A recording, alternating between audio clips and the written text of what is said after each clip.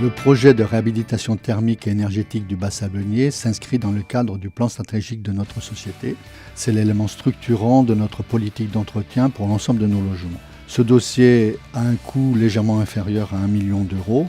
Il est équilibré grâce au concours de nos partenaires principaux, que sont l'ex-région Poitou-Charentes, l'ADEME et la communauté d'agglomération du Niortais.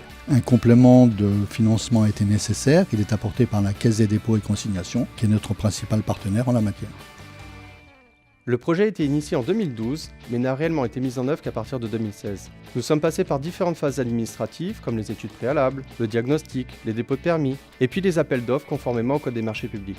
L'objectif de ces travaux, c'est d'améliorer la classe énergétique en passant d'une étiquette E à B, avec pour incidence directe une baisse des charges pour les locataires.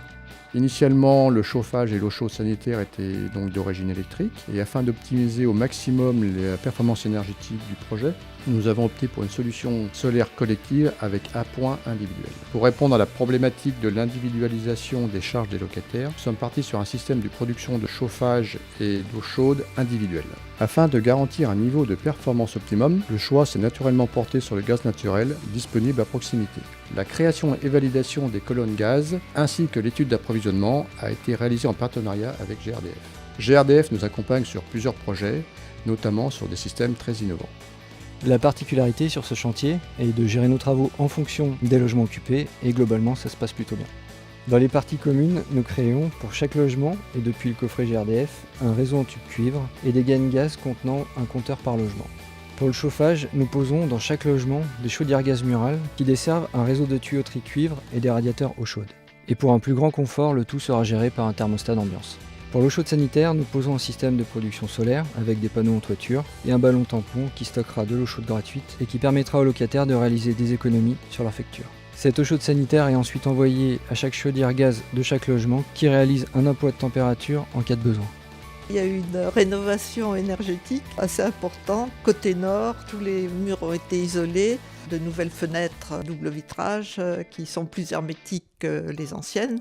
Il y a des panneaux solaires qui vont nous amener de l'eau chaude. Donc c'est aussi une grosse économie, aussi bien pour les charges que pour la planète. Et heureusement, on va avoir le gaz, donc on aura des diminutions de charges et se chauffer mieux. Je pense qu'avec l'électrique, quand il faisait froid, on forçait un peu, mais la dot se forçait aussi.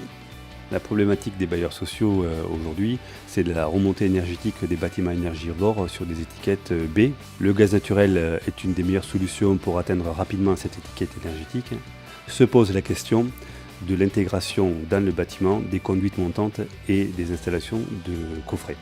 Notre expertise est importante très en amont pour à la fois aider le bureau d'études thermiques et le maître d'ouvrage à trouver le meilleur compromis qui permettent à la fois d'installer la conduite montante et d'alimenter le bâtiment dans le rapport qualité-prix le plus intéressant pour le maître d'ouvrage et dans le côté technique le plus rapide.